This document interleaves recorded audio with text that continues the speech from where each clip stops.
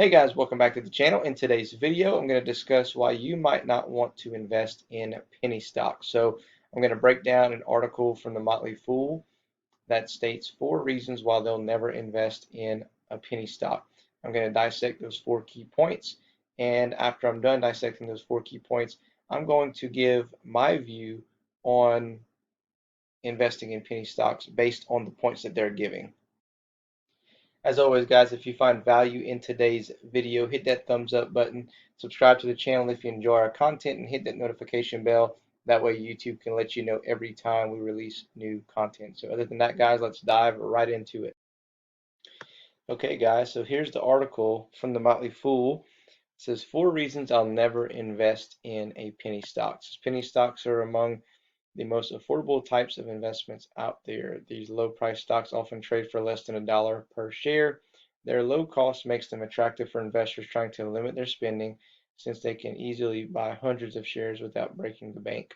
Although I believe investing in the stock market is one of the best ways to create wealth, I'm staying far away from penny stocks, and here's why. So before we get into these points, let me just remind you I'm not a financial advisor, and you should always do your own research before investing in a stock. So number one, they are harder to research. One of the most critical elements of investing involves researching the stocks that you're interested in buying. Understanding the company's fundamentals can help you gauge whether the organization is financially healthy and shows growth potential. Companies that issue penny stocks, however, are often smaller businesses that don't have the extensive track record that you would like to see with large corporations. This can make it difficult or even impossible to tell whether the company is healthy or not. Investing in a shaky business is a recipe for disaster. So, good point. Okay. Very, very good point. Number two, they're more volatile because those businesses are smaller. Penny stocks often experience substantial price fluctuations. Smaller companies tend to be more volatile as they find their footing and experience growing pains. Their stock price often reflects the turbulence. So they go up and down, like a lot of these penny stocks can shoot up, a couple 100% and then shoot straight back down. Number three, they're often harder to sell. In order to sell penny stocks, you need to have a buyer. Sometimes, though, there aren't many buyers looking for particular stocks. This can make penny stocks harder to sell, which is especially dangerous considering how quick the price can fluctuate. So, another good point, I've ran into that situation as well. I'm trying to sell stock, penny stock. So we'll talk about that here in a second. And number four, it says there are better options out there. I avoid penny stocks because there are other options that are just as affordable, but can carry substantially less risk.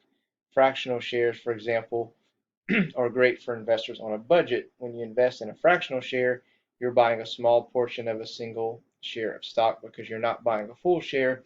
It's much more affordable. You can also buy shares of big name companies like Amazon, Apple, Tesla for as little as $1. So, okay, all good points on why this person's not going to invest in a penny stock. Okay, I get that.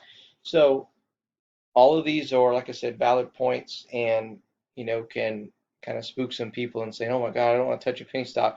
Well, let me go through these key points here and kind of give you the flip side of investing on a penny stock and kind of handling these objections that we see in front of us, because some of the stocks that I do talk about and that I do hold right now are penny stocks, and while they are volatile, okay, extremely volatile, um, you know, some of them I wouldn't touch just because I don't know anything about. So it comes back to number one, they're harder to research. Yeah, they're harder to research, but the ones that are worth investing in, you're going to be able to find information and you'll be able to do your own due diligence and research on this particular play.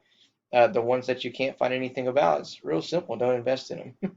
It's pretty simple. So, the ones that you can go to their website and they have all their financial disclosures. They have social media pages. Facebook, Twitter, things like that. You can go on YouTube and find videos about them. You can find a lot of PR articles on that particular company. Those are the type of companies that you can, feel a little bit more comfortable about. a stock that just pops up and is trading at, almost zero, and but you can't find anything about, that particular company. Well, you know, or you go to their website and their pages aren't working, like those are the ones that you're kind of like, okay, this is not something I would touch with a 10-foot pole. But yes, they are harder to research, but the ones that are worth investing in are not going to be that hard to research. Okay, just FYI. They're more volatile. Yes, they are very volatile. I'll give you that. That can be a good thing also. All right, meaning, yes, one of these penny stocks can shoot down 50% and has a really bad day. It can shoot down 20, 30, 40, 50%. But you know what? When they decide to move, they can also shoot up 20, 30, 40, 50, 100%. Okay. Key thing about these stocks are it goes back to number one. Make sure that you do your research. It doesn't matter if it's a penny stock, a stock on the Nasdaq, the Dow Jones, the S&P 500. You need to know what you hold. You need to understand the business. You need to understand where they're going, where they came from, and you need to fully have confidence of, you know, the money that you're putting in is going to be put to good use. You don't just want to grab shares of a company just because the price is cheap, right? There might be a reason that their price is so cheap. So, yes, they are going to be more volatile, but the key thing about that is to do your research and have a plan of action with that particular stock, okay? And say, I'm not selling until this stock hits X amount of dollars. And if it goes down, then you understand, okay, maybe, something happened, they had some bad news, or people are getting impatient with the stock.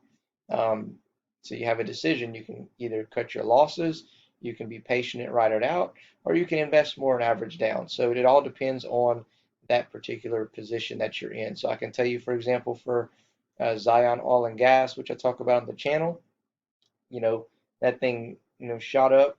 The last time I bought shares in the company, it shot up to like $1.30 within minutes of me buying it at like $1, and probably should have sold there, and then immediately just shot straight back down and has been trading under $1 for, I mean, several weeks, I guess a month, maybe more. So my decision was I'm just going to keep buying more and averaging down as I can until I get the movement that I want and sell at the price that I want. Number three, they're often harder to sell. I can tell you that I have run into situations recently, actually, when I was going to cash out on hemp, whenever it started shooting up and I was up 114%, that it took a while for my order to fill. And that's just one of those things, guys. It's kind of the luck of the draw. If you have a really large amount of shares, then, you know, I just think that's something that you can't get around. I mean, if this stock is, if you don't have people wanting to buy that amount of shares at the time, yeah, you're going to take that risk. But that's for, I mean, really any stock. Okay. But you're more likely to get a buyer on, obviously, something that's not over the counter, OTC or penny stock. But it is what it is. So, yes, they are harder to sell, but you know what?